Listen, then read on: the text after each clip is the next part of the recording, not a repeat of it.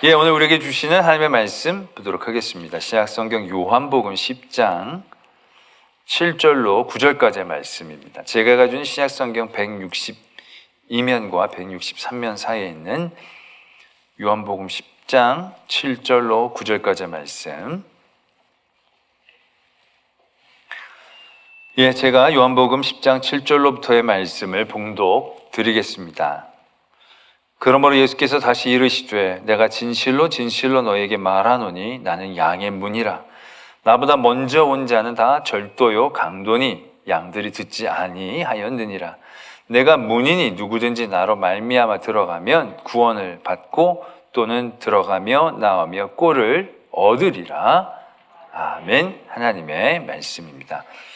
서로의 관계가 시작이 될 때에 초기에는 자신에게 더 관심을 두게 됩니다. 연애를 시작할 때 보면 처음 시작할 때는 누구를 만나러 갈 때 나를 잘 꾸미죠. 그 사람에게 나를 잘 보이려고 치장도 하고 예쁘게 입기도 하고 멋있게 입기도 합니다. 그러다 관계가 더 성숙해 가기 시작하면 나에 대한 관심보다는 그 사람에 대한 관심으로 옮겨가게 되는 걸 경험을 하게 됩니다. 우리 부모님들이 자녀를 사랑하고 그 관계가 깊어질 때 나타나는 현상이 그와 같죠. 엄마가 자녀들한테 잘 보이려고 내가 애들한테 인정받으려고 예쁜 옷 입고 그렇게 하진 않잖아요. 자기를 별로 신경 쓰는 게 아니라 아이들을 위해서 어떻게 해야 할지, 아이들이 무슨 생각을 하는지, 애들에게 뭐가 좋을지 온통 그 생각으로 가득 차게 되어진다는 것이죠. 그럴 때 그 관계가, 그 사람을 향한 사랑이 성숙했다라고 얘기할 수 있다라는 것입니다. 믿음도 그것과 같다라는 생각을 하게 됩니다. 우리가 믿음의 처음의 자리에서는 내가 하나님 앞에 잘 보여야 되겠다, 하나님 내가 잘 보여서 복 받고 벌 받지 않아야겠다, 어떤 그런 생각을 가지고 나를 많이 바라보게 되죠. 내가 잘 살라고, 내가 제대로 잘 서려고, 내가 잘 믿으려고 막 애를 쓰게 되지요. 그러나 어떤 믿음의 성숙한 자리에 다다르게 되면 어떠한 현상들이 벌어지느냐 하면 하나님에 대한 관심이 더욱더 생기는 거죠. 초기에 대한 관심하고는 다릅니다. 하나님의 마음은 어떠실지, 하나님이 그걸 기뻐하실지, 하나님이 이렇게 하면 즐거워하실지, 하나님이 왜 난 뭘 할 수 있을지, 하나님이 누구이신지. 우리가 하나님이 누군지, 예수님이 누군지는 너무 잘 알고 있습니다. 근데 그렇게 아는 것 말고 정말로 나와 하나님이 인격적인 만남 가운데서 하나님은 내게 어떠한 하나님이신지 알고 싶어하고 또 느끼게 되고 고백되어질 때, 그럴 때 그 믿음은 정말 하나님과의 아름다운 관계로 서로 사랑하고 교제하고 있다라고 말할 수 있다는 것입니다. 여러분들은 여러분들의 믿음의 삶의 자리에서 얼마나 하나님에 대한 생각을 하고 계십니까? 예수님에 대한 관심이 있으십니까? 받을 복만 생각하고 바라시지는 않습니까? 그게 아니라 예수님이 과연 누구신지 몰라서의 질문이 아니죠. 예수님이 과연 누구신지에 대한 질문을 우리의 삶의 자리에서 얼마나 자주 하고 많이 하고 있느냐, 그것이 우리 신앙의 어떻게 보면 성숙도, 우리 신앙의 풍요로움을 나타낼 수 있는 그러한 잣대가 되지 않겠는가라는 생각들을 해보게 됩니다. 예수님이 누구신지에 대한 관심이 많으면 많을수록 그 믿음은 풍요로워질 것입니다. 그 믿음은 아름다워질 것입니다. 그 믿음은 굉장히 성숙해질 것입니다. 예수님이 누구신지에 대한 질문이 별로 없고 뭘 주시겠습니까? 라고 계속 질문한다고 한다면 그 믿음은 굉장히 힘들고 삐걱거리고 늘 부담스러운, 늘 뭔가 긴장감 있는 그런 믿음이 되고 말 것이다라는 것이죠. 그래서 우리에게 예수님이 누구신가? 라는 질문들이 삶의 자리에서 계속되어지기를 소망합니다. 예수님이 누구신지에 대한 질문을 던진다고 우리가 예수님을 정확히 알 수 있는 건 아닙니다. 왜냐하면 하나님은 우리가 탐구하고 연구한다고 알게 되어지는 존재가 아니기 때문에 그렇습니다. 그분을 아는 길은 그분이 우리에게 계시해 주실 때만 아는 겁니다. 우리에게 그분이 나타내 주시고 보여주시고. 그런데 이게 더 은혜인 거예요. 왜? 하나님은 늘 우리에게 말씀해 주시고 늘 우리에게 계시해 주시거든요. 우리가 궁금해하지 않아서 몰랐을 뿐이지. 우리가 그분에 대한 질문을 던지면 던질수록 우리의 모든 삶의 순간순간 모든 자리에서 우리에게 나타내 주셨고 보여주셨던, 계시해 주셨던 그 주님을 만나게 될 줄로 믿습니다. 그 주님을 더 알아가게 되어지는 은혜를 누리게 될 것입니다. 그런 가운데 예수님은 요한복음에서 자신을 그렇게 많이 계시해 주십니다. 나는 누구다? 우리가 탐구해서 알 수 없는 많은 부분들에 대해서 예수님은 우리에게 알려주십니다. 고백해 주시고요, 우리에게 계시해 주신다는 거죠. 우리는 대림절 예수님이 나는 누구다라고 얘기하시는 그 말씀을 통해서 나에게 주시는 은혜, 나에게 주신 고백이 무엇인지를 알아가는 가운데에 오늘은 두 번째 시간입니다. 7절에 나는 양의 문이다, 이렇게 고백하는 말씀을 오늘 우리가 함께 읽었습니다. 오늘 이 요한복음 10장에서는 나는 누구다라는 말씀을 두 번을 해주십니다. 또 한 가지는 11절에 나는 선한 목자다, 이렇게 두 번 자기를 분명하게 표현하고 고백하고 계시는 것을 보게 되는데요. 나는 선한 목자다라고 얘기하시는 것은 다음 주에 우리가 알아볼 거고요. 오늘은 양의 문이다라고 말씀하시는 이 부분을 한번 나누고자 합니다. 근데 왜 예수님이 이제 이렇게 내가 누구다라고 분명하게 말씀해 주셨냐면, 그 앞에 10장 1절과 5절의 사이에서 예수님이 한 비유를 말씀해 주십니다. 어떤 비유냐면, 그 당시에 유대인들이 굉장히 주변에서 어렵지 않게 만날 수 있는 상황을 그냥 얘기해 주시는 거예요. 양에 우리가 있는데 그 문을 통해서 들어가지 않고 다른 곳으로 넘어가면 다 절도고 강도다. 양의 목자는 그 문으로 들어간다. 문지기에게 얘기하면 문지기가 열어줘서 양을 만나고 양을 끌어올 수 있다. 그리고 그 양은 그 목자의 음성을 듣고 따라가게 되어진다. 뭐 이런 얘기를 하고 계십니다. 이게 어떤 상황이냐면, 그 당시에 많은 사람들이 이렇게 양을 치고 있었는데 아주 대규모로 농장을 하고 있는 그런 경우들이 많지 않았기 때문에 자기들이 뭐 몇 마리, 몇십 마리씩 이렇게 이제 기르고 있었다는 거죠. 근데 양을 저녁에 이렇게 보호를 하기 위해서 공동으로 우리를 만드는 경우들이 많이 있었다고 합니다. 공동으로 마을에서 우리를 만들고 그 마을 양들을 다 한꺼번에 다 집어넣는 겁니다. 그러니까 넣어도 섞이지 않는 게, 이 양들이 기가 막히게 목자 소리를 잘 안다고 그러네요. 그러니까 섞이지 않는 거죠. 그래서 다 넣고 양의 우리를 당번을 정해서 하룻밤에 누구 하나씩 문지기를 세워서 지키고 있는 그런 상황들을 이제 얘기해 주신 것입니다. 근데 이 비유를 했는데 6절에 보니까 사람들이 그 말씀을 알지를 못했다라고 적고 있습니다. 아니, 제일 주변에서 흔하게 볼 수 있는 이야기를 그냥 흔하게 해주셨는데 사람들이 알지 못했다. 이 알지 못했다는 것은 이게 무슨 말인지를 몰라서가 아니라 왜 뜬금없이 저 말씀을 하시는가에 대한 그러한 아마 상황이었을 것입니다. 그들이 왜 이런 말씀을 하시는지 알지 못할 때 예수님은 보다 더 분명한 초점 두 가지를 얘기하고 계시는 겁니다. 하나는 뭐냐? 문에 대한 얘기를 하고 계셨던 거고, 하나는 선한 목자에 대한 얘기를 하고 계셨다는 거죠. 두 가지 이 중심된 말씀을 다시 한번 해석해 주시기 위해 나는 양의 문이다, 나는 선한 목자다라고 말씀을 해 주셨지만, 과연 이 말씀이 왜 여기서 이렇게 중심적으로 되어져야 하는가에 대한 생각들을 안 할 수가 없다는 얘기죠.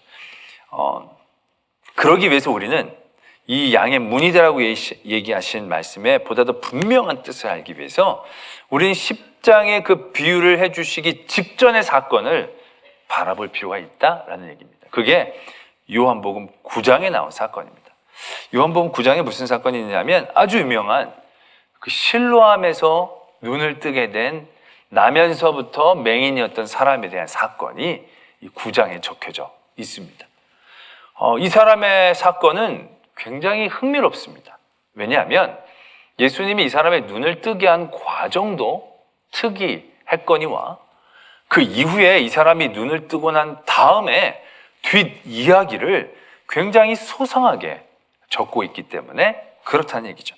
그 사건 이후에 예수님이 이 양의 우리에 대한 얘기를 해주신 겁니다. 그러니까 좀 뜬금이 없습니다. 제가 어제도 말씀을 계속 묵상을 하는데도 실로암 사건 뒤에 양의 우리에 대한 상황의 비유를 예수님이 왜 해주셨을까? 그리고 그 양의 우리에 대한 상황을 얘기하시면서 초점으로 내가 양의 문이다, 내가 선한 목자다 라고 얘기하신 그 뜻은 뭔가? 왜냐하면 솔직히 예수님이 내가 양의 문이다 라고 얘기하시는 것을 우리가 이해하는 건 그렇게 어렵지 않아요. 왜냐하면 우리는 예수님이 정말 그 문이, 유일한 문이 되어주신다는 사실을 잘 알거든요. 그리고 그것은 분명한 사실이고, 근데 예수님께서 왜 하필 그 실로암의 사건 이후에 양의 우리에 대한 비유를 얘기하시고 그 다음에 나는 양의 문이다 라고 얘기하신 어떤 뜻은 무엇일까? 그것이 우리에게 주는 도전은 무엇일까? 라는 생각들을 해보게 된다는 거죠. 그러면서 실로암의 사건들을 살펴보게 됩니다. 잘 아시겠지만 실로암의 사건은 나면서부터 눈을 뜨지 못했던 사람이 눈을 뜨는데 예수님이 진흙을 이기신 다음에 그 사람 실로암 못까지 보내십니다. 거기서 씻고 그 다음에 눈이 떠진 거예요. 그러니까 이 사람은 눈을 뜨고 난 다음에 예수님을 보질 못한 거예요. 이미 거리적으로 떨어져 있으니까. 그러고 나서 사람들이, 그 뒷얘기가 이렇습니다. 사람들이 난리가 난 겁니다. 아니, 이게 분명히 앞을 보지 못하던 친구가 앞을 보네? 어찌된 일이냐? 누가 예수라는 분이 날 이렇게 진흙으로 한 다음에 가서 씻으라고 그랬다. 그랬더니 이 사람들이 맹인이었던 사람을 데리고 바리새인에게로 갑니다. 바리새인에 가서 이제 보여주는 거죠. 왜냐하면 하필 그날이 안식일이었다는 거예요. 안식일. 안식일은 움직이면 안 되거든, 웬만하면. 그러니까 예수님이 그 안식일에 그 사람의 눈을 뜨게 한 것도 문제가 되거니와 솔직히 이 사람이 그걸 뜨겠다 하고 실로암까지 뛰어간 것도 어떻게 보면 굉장히 문제 삼을 수 있는 부분이 되는 거죠. 그러니까 이 사람들이 이 뜬 걸 기뻐하고 감사해 주는 게 아니라 바리새인에게 이 사람을 끌고 온 거예요. 뭔가 이 일들을 해석해 내려고. 그 바리새인들이 보면서 이거 어떻게 된 거냐? 그랬더니 예수가 진흙으로 해서 내가 씻고 봤다.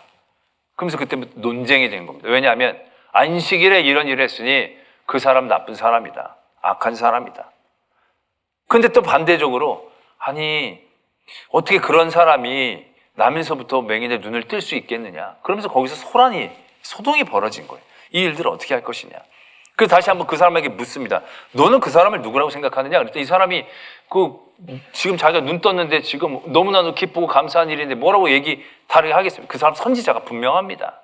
그때는 이 바리새인들이 받아들이지 못하는 거예요. 너 정말로 못 봤던 게 맞냐고. 네 부모 좀 데리고 오라고.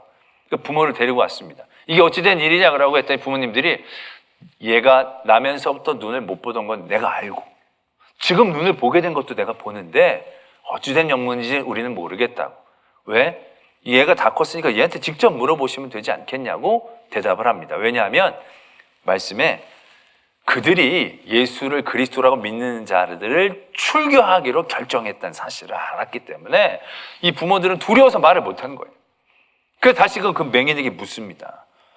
너는 네 눈을 뜨게 한 건 하나님이고 눈을 뜨게 한 사람은 죄인인 줄을 네가 알아라. 그 사람한테 이렇게 가르칩니다. 그랬더니 이 맹인이었던 사람이 얘기합니다. 나는 그건 모르겠고 나는 내가 맹인이었다가 내가 지금 보는 건 내가 분명히 알겠다고. 그 사람이 죄인인지 아닌지 나는 모르겠고. 이 사람이 이렇게 하니까 다시 한번 이 사람들이 욱박을 찌르죠. 아니 도대체 그 사람이 너를 어떻게 했길래 네가 눈을 뜨게 했느냐. 또 이걸 묻는 이유는 그 과정 안에 뭔가 사술적인 것이 있지 않겠는가, 악마적인 것이 있지 않겠는가, 이 트집을 잡고 싶어서 자꾸 물어보는 거거든요. 그때 맹인이 얘기합니다. 아니, 몇 번을 얘기했냐고. 당신도 그들의 제자가 되기를 원하느냐고. 그 말을 듣고 이 사람들이 완전히 자존심에 상처를 받은 거죠. 막 욕을 하면서 우린 모세의 제자라고. 나는 그 사람이 어디서 온지를 모르겠다. 예수가 어떻게 그 일들을 한지 모르겠다고. 나는 모세가 주신 하나님의 말씀을 우리는 붙잡는다고. 그때 맹인이 이렇게 얘기합니다. 아니, 다 잘 알겠는데 나는 태초부터 맹인으로 난 자의 눈을 뜨게 했다는 얘기를 들어본 적이 없다고. 아니, 하나님으로부터 온 자가 아니라면 어떻게 이런 일을 할 수 있겠냐고. 맹인이었던 사람이 바리새인을 가르치는 겁니다.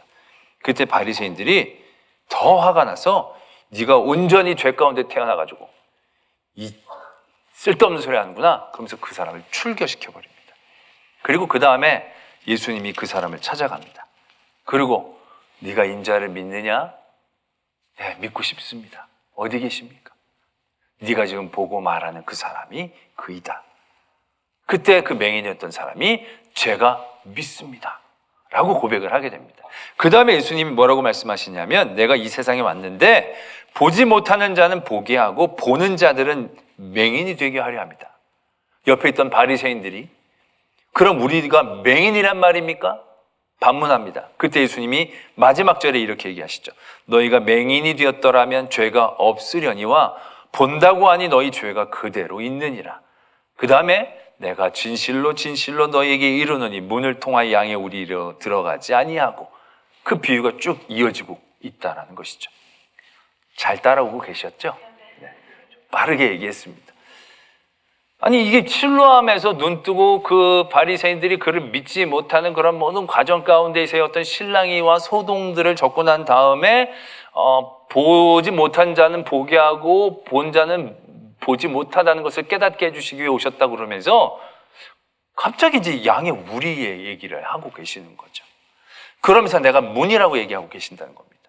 이 문이 우리는 그 문이 구원으로 통하는 유일한 문인 줄 알겠는데 어떠한 과정과 전개를 통해서 우리에게 얘기하시는 것인지 이렇게 선뜻 다가오지를 않는 대목이 되어진다는 거죠. 그러나 우리는 실로암의 사건을 통해서 우리는 예수님의 말씀이 어디에서부터 우리에게 도전이 되는지를 발견해낼 수 있습니다. 나면서부터 맹인이었던 사람은 문이 없던 사람이라고 얘기해도 과언이 아닙니다. 그의 모든 삶은 사방이 막혀 있었습니다. 어느 누구도 그에게 문을 내어주지 않았습니다. 그는 나면서부터 죄인입니다. 그래서 그 사건의 시작을 보면 어떻게 시작이 되느냐면 제자들이 묻습니다. 이 사람이 나면서부터 보지 못한 건 이 사람의 죄 때문입니까? 부모의 죄 때문입니까? 어쨌든 간에 이 사람은 죄인이란 얘기예요.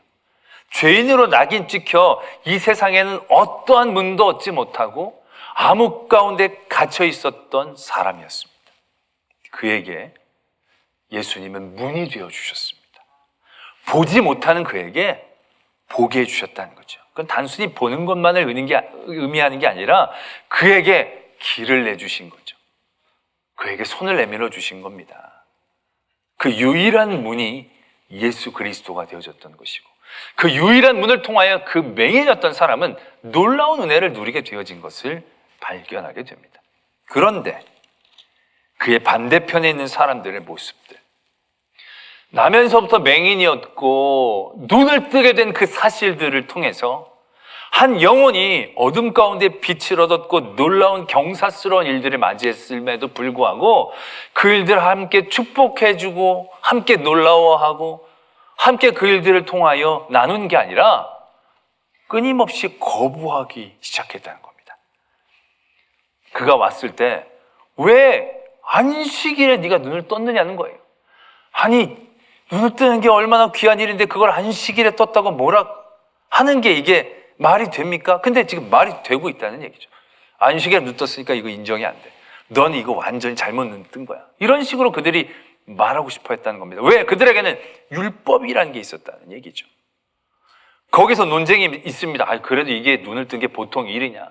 그러다 보니까 이 사람들이 또 무엇인가를 책을 잡고 그걸 받아들이고 싶어 하지 않죠. 그러니까 어떻게 해서 눈을 떴는지 자꾸 알고 싶어 합니다. 왜요? 너는 죄인이냐, 죄인. 우리와는 격이 다른데 너가 왜 갑자기 이런 은혜를 받고 눈을 뜨는 거야? 불편해진다는 거죠. 그들에겐 죄인으로 태어났던 이 맹인이었던 사람 그 자체를 인정하고 싶어 하지 않는 마음이 있었다는 얘기죠. 그 다음에 계속 이 맹인이 얘기하죠. 어떻게 하늘에서 오지 않으면 이렇게 될 수 있느냐? 그때 그들이 얘기합니다. 우리는 모세의 제자이다. 모세의 제자이다. 넌 어디로부터, 그 사람은 어디로부터 왔느냐? 그를 인정하지 않는 그 바리새인의 모습들을 발견하게 되죠. 그들은 많은 것을 볼 수 있는 상황에 있습니다. 많은 것을 볼 수 있는 능력이 있습니다. 근데 그의 보는 것들이 오히려 중요한 것을 보지 못하게 하는 현상들을 우리는 이 사건의 진행들을 통해서 발견할 수 있다는 거죠. 무슨 의미이냐? 바리새인들에게는 문이 너무 많았어요. 바리새인들은 이미 자신들이 열고 복을 누리고 열고 구원을 받고 열고 그들이 인정을 받을 수 있는 너무나도 많은 문들이 그들에게 있었어요. 그런 문들이 있다 보니까 예수 그리스도의 문이라는 새롭고 유일한 문이 나타난 것이 불편할 수밖에 없는 거예요. 이미 내게 있는 문, 우리 몇 명만 갖고 있는 이 문, 그런데 어디서 뜬금없이 또 다른 문이 열린다라고 얘기하니까 이 문이 인정하고 싶어지지 않은 거죠. 이 문이 부담스러운 거죠. 그러니까 끊임없이 이 문이 아니라고, 이 문이 아니라고, 이 문이 우리의 문이라고 얘기합니다. 율법이란 문, 그들이 의로워지기 위해 지켰고 애썼던 문. 그래서 그 문만 열고 들어가면 하나님의 나라가 열리고 의로움의 길이 열리고, 그래서 이 율법의 문을 꽉 잡고 있었는데 이 예수 그리스도의 문이라는 게 이게 말이 안 되는 거죠. 또 그들은 그들의 가문, 그들이 자라난 여러 토대들에 대한 문이 있었어요. 나는 이미 좋은 집안에서 이미 구원받는 것이 예정되어 있는 민족에서, 나는 그런 민족이야. 난 그런 가문이야. 너는 그런데 저기 죄인으로 태어나가지고 어디 감히 우리랑 같은 반열에서 같은 구원의 문을 잡고 있는 것처럼 너희들이 네가 행동하는 게 우리는 불편해. 그들의 태도는 그런 태도였다는 거죠. 모세의 제자라는 문, 그들에게 이 세상의 어떤 지연, 하련, 모든 어떤 이 세상의 끈들, 그래서 그 끈을 따라가면 성공이 있고 그 끈을 따라가면 하나님에 대한 큰 은혜를 받는 복받는 자리가 있고, 그래서 그 문이 그들에게 있기 때문에 예수 그리스도라는 문은 그들에게 특별히 필요가 없었던 거죠. 그 문은 인정하고 싶지 않았다. 그러한 바리새인들의 모습들을 발견하게 되는 것이죠. 그들 앞에 예수님께서 말씀하시는 거예요. 내가 문이야. 나로 들어가고 나로 나오지 않으면 너희들은 살 수가 없어. 이건 즐거움과 쾌락에 대한 얘기가 아니야. 삶과 죽음에 대한 얘기를 하고 있는 거지. 내 이 문을 통하여 들어가지 않은 모든 것들은 너희들에게 선한 뜻을 갖고 있는 게 절대 아니야. 너희들이 그걸 깨달아야 돼. 그건 문이 아니야. 그건 유혹이야. 그건 길이 아니야. 그건 덫이야. 라고 예수님은 말씀하고 싶으셨다라는 것이죠. 그 바리새인들이 잡고 있었던 율법이란 문이 어떤 문입니까? 지키면 의롭고 하나님이 원하시는 것처럼 느껴지긴 하죠. 그러나 그 문을 열고 그 율법의 세계로 들어가면 어떻게 되겠습니까? 어줍지 않게 율법 몇 개 지킨다면 내가 거기서 금방 교만해지면서 마치 하나님의 나라에 자리 하나 떡하니 맡아놓고 있는 것처럼 생각하고 자족하며 죄악에 빠져들지 않겠냐는 거죠. 그것도 아니라면 내가 율법을 정말 열심히 지켜야 되겠다고 애쓰면 애쓸수록 깨닫는 건 이걸 어떻게 다 지키겠는가. 내가 지키지 못하는 율법으로 나는 지옥에 떨어지겠구나. 그 율법의 문의 끝에는 생명이 없는 거죠. 거기는 썩어질 것밖에 없는 겁니다. 거기는 죽음밖에 없는 거예요. 내가 혈연, 내가 갖고 있는 모든 세상의 타고난 금수저에 대한 문들, 대단히 확실해 보이는 문, 그 문고리만 잡고 있으면 굉장히 행복하고 편한 시온의 대로가 열린 것처럼 보여지지만 그 시온의 대로가 10년, 20년까지는 열릴 수가 있겠지만 그 길의 끝은 과연 하나님의 나라이겠느냐라는 것이죠. 내가 아버지의 이름으로 하나님의 나라에 갈 수 있겠습니까? 돈으로 가지 못한다는 거 잘 알고 계시지 않습니까? 내가 가문의 힘으로 갈 수 있는 게 아니라는 건 알고 계시지 않습니까? 제가 퇴계 자손인데요. 양반 중에 양반입니다. 근데 내가 뭐 그거 자랑한 적 지금 자랑했나요? 아무런 소용이 없어요. 퇴계 100대손이 돼도 못 들어가는 거예요. 누구 자손이라는 건 천국 앞에선 제가 누구 자손인데요. 그래서 뭐 아무런 소용이 없는 거예요. 그냥 썩어질 이름뿐이에요. 내가 이 세상의 권력의 힘, 인맥들, 혈연들, 나는 아는 사람들 너무 많고 날 도와줄 사람들 너무 많고, 그런데 그 끝은 어디에 있겠습니까? 우리가 정권이 바뀌면서 잘 보지 않습니까? 어떤 정권이 세워지면 그분들을 도왔고 그분과 같은 줄에 있던 사람들은 승승장구해서 올라갑니다. 하늘 높은 줄 모르고 막 올라갑니다. 근데 정권이 바뀌면 높이 올라가면 올라갈수록 어디에 갈 확률도 높아지는, 어디라고는 얘기하고 싶지 않은, 다시는 그런 일들이 반복되지 않기를 원하는 그곳에 가는 것들을 우리가 얼마나 반복적으로 보느냐는 거죠. 그 문이라는 게 우리에게는 굉장히 소중한 구원의 문처럼 여겨지지만 그 문은 문이 아니다라는 것입니다. 그 문은 양의 우리에서 조금 갈라진 틈일 뿐이에요. 조금 무너지고 나눠져서 편하게 들어갈 수 있는 길일 뿐이에요. 그러나 그 길로 해서 들어가는 것은 절대로 올바른 길이 아니라는 거죠. 그 길은 양을 위하고 양을 위해 헌신하는 사람들이 다니는 길이 아니라는 거예요. 그 길은 양을 이용해 먹고 양을 멸망시키려는 사람들만이 이용하는 길일 뿐이다라는 사실들을 예수님은 우리에게 깨닫게 해주셨다는 것이죠. 바리새인 보세요. 얼마나 그들이 내세울 문이 많았어요. 근데 결국 그 문이 그들을 어둡게 하지 않습니까? 그 많은 문고리들이 그들을 혼란스럽게 하지 않습니까? 그래서 정말 유일한 생명의 문이신 예수 그리스도의 문을 거부하고 무너뜨리려고 하지 않습니까? 그러니까 그들이 계속 본다고 하니까 예수님이 답답하신 거예요. 네가 계속 보는구나. 그러면 안 되는데. 여러분, 세상은 문고리가 많은 것이 복이라고 얘기합니다. 그러나 영적인 세상에선 절대 그렇지 않죠. 우리가 지금 보면 알지 않습니까? 지금 이 실로암의 사건에서 과연 복 있는 사람은 누구입니까? 좋은 가문에서 태어나서 사람들에게 존경을 받고 무슨 일이 있을 때 사람들이 그들에게로 와서 물어보는 그 자리에 있었던 바리새인들. 그들은 율법이라는 문도 있었고 모세의 제자라는 문도 있었고 좋은 혈통이라는 문도 있었어요. 근데 그들은 복된 인생이 아니지 않습니까? 그들은 굉장히 어렵고 힘들게 그들의 삶을 살아갈 수밖에 없는 삶인 거예요. 왜? 예수 그리스도라는 진리의 문을 끊임없이 거부할 수밖에 없는 그런 삶들. 그것들을 기쁨으로 맞이할 수 없는 그런 삶들이라는 게 얼마나 불쌍한 삶입니까? 근데 이 맹인이었던 사람, 아무 문이 없었어요.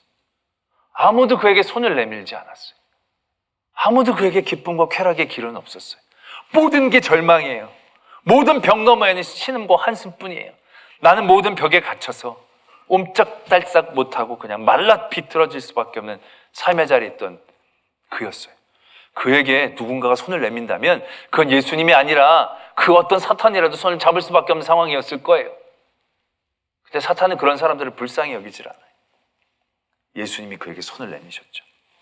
솔직히 맹인이었던 사람은 선택의 여지가 없는 거예요. 문이 없었는데 문이 생기니까 그 문을 안 잡을 수 없잖아요. 그래서 이 맹인이 그 문을 붙잡은 거예요. 사람들이 그를 위협하고 욱박질렀어요. 그를 출교까지 시켰어요. 근데 거기 아랑곳하지 않는 거예요. 왜? 언제 지네들이 나를 받아줬다고? 언제 지네들이 나를 인정해줬다고? 나를 부르신 이는 하나님, 예수님이시고 나를 건지신 이도 예수님. 그러니까 그는 뭐가 와도 흔들리지 않고 내가 믿나이다 딱 얘기할 수 있다는 거죠. 누가 복된 인생입니까? 문이 많았던 바리새인입니까? 하나도 문이 없었던 맹인이었던 사람이 복된 사람입니까? 예수님은 우리에게 그걸 깨닫기를 원하고 계신다는 거죠. 뭐가 중요한 것인지, 문이 우리를 살리는 문이 무엇인지. 제가 금요구역 권찰 때도 그런 말씀을 한번 드린 적이 있었습니다. 우리가 어렵고 힘들었을 때는 예배 드리기 좋았습니다. 왜? 주일에 갈 데가 없거든요. 갈 수도 없거든요.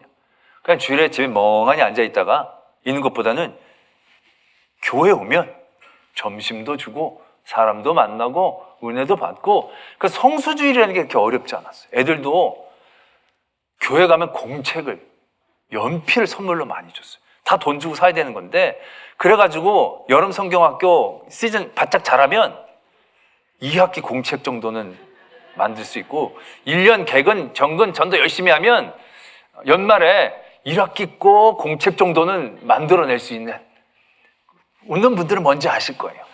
그래, 연필도 다 그런 데서 받아가지고 한 학기 한 학기를 버틴, 가정에도 얼마나 도움이 되고, 또 집에 뭐 테레비 뭐 별로 재밌는 게 없었고, 토요일에도 뭐 중간에 뭐 주일에도 뭐 그렇게 재밌는 게, 테레비를 뭐 많이 볼 수도 없고, 그런데 이제 교회 오면 그때 슬라이드라는 게 있었어요. 그냥 지금 보면 참 재미없었을 것 같은데, 녹음 테이프랑 슬라이드가 세트로 나오면 그걸 하면 그래서 말했습니다. 삐! 그러면 착각 하면 삐 소리가 나면 착각 하면 이게 착각 하면서 이제 화면이 바뀌는 거예요. 정지 화면이 바뀌는데 그거 왜 이렇게 재밌어요, 그게. 근데 요즘은 어떻습니까? 삶의 수준이 높아지고 할 수 있는 게 많고 할 수 있는 능력들도 있고 재밌는 것도 많고, 그러니까 주일에 아침에 일어나면 문이 너무 많은 거예요. 옛날에 주일 아침에 문이 하나밖에 없어요. 교회 갈 문밖에 없어. 그 기쁨으로 선택의 여지 없이 그 문을 열고 기쁨으로 간 거예요. 근데 요즘은 주일 아침에 일어나면 문이 너무너무 많어. 즐길 수 있는, 내가 기뻐하고 좋아하는, 문만 열고 들어가면 엄청나게 내가 바라고 좋아했던 많은 것들이 있는 거예요. 그 길 가운데 교회로 가는 예수님의 문이 많은 게 있는 거예요. 그렇게 이게 얼마나 쉽지 않은 상황이냐는 거예요. 이제 우리가 바리새인 같은 자리에 쓴 거예요. 이제 우리 모두는 바리새인 같은 자리에 쓴 거예요. 그 자리에서 예수님은 우리가 깨닫기를 원하시는 거죠. 내가 양의 문이다. 나로 말미암고 들어가지고 나오지 않으면 너희들이 꼴을 먹을 수 없고 생명을 얻을 수 없다. 즐거움의 문제가 아니라 삶과 죽음에 대한 문제인 거예요. 그러나 도둑으로 오는 것은 도둑질하고 죽이고 멸망시키려는 것뿐이에요.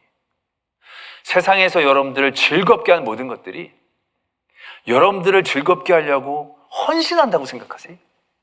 세상에 그런 존재는 하나도 없습니다. 여러분들 즐겁게 해서 여러분들한테 빨대 꽂으려고 그러는 거지.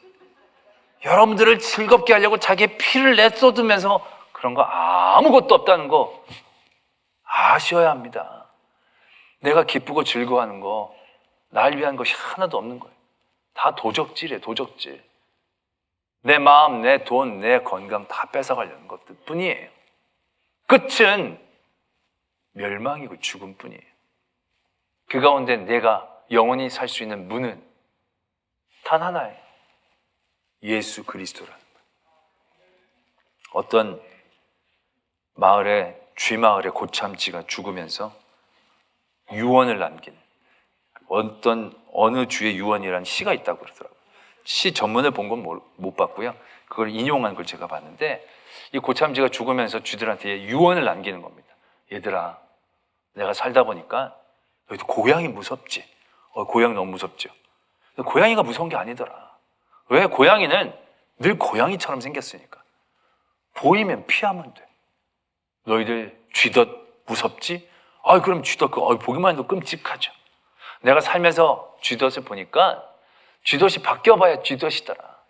바뀌어봐야 쥐덫인 걸 알겠더라. 쥐덫 너무 두려워하지 마. 정말 두려워해야 할 게 있어. 뭔데요? 쥐약이야, 쥐약. 쥐약은 너무너무 다양해. 너무너무 형태가 다양해. 변화무쌍해. 너무너무 아름다워. 너무너무 탐스러워. 내가 제일 좋아하는 그곳에 쥐약이 있을 때가 많더라. 내가 싫어하는 것에 쥐약 탄 거 본 적 있어? 우리가 좋아하는 치즈나 고기에 쥐약을 타더라. 무서운 건 쥐약이야. 은혜가 되지 않습니까? 문처럼 보이지만 문처럼 보이는 게 문이 아니에요. 세상에서 성공할 수 있는 길처럼 보이는 길이 아니에요. 거기에 예수님이 없으면 그건 죄예요. 사람들이 다 좋아하는 자리가 있잖아요. 그거는 좋아하는 자리가 다 귀한 자리가 아니에요. 그 자리는 오만한 자의 자리예요. 멸망의 자리인 거예요.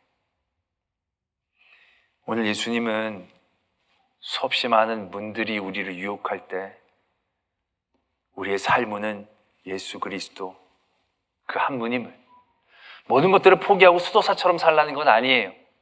그러나 그 모든 것들이 예수 그리스도 뒤에 있어야 한다는 거예요.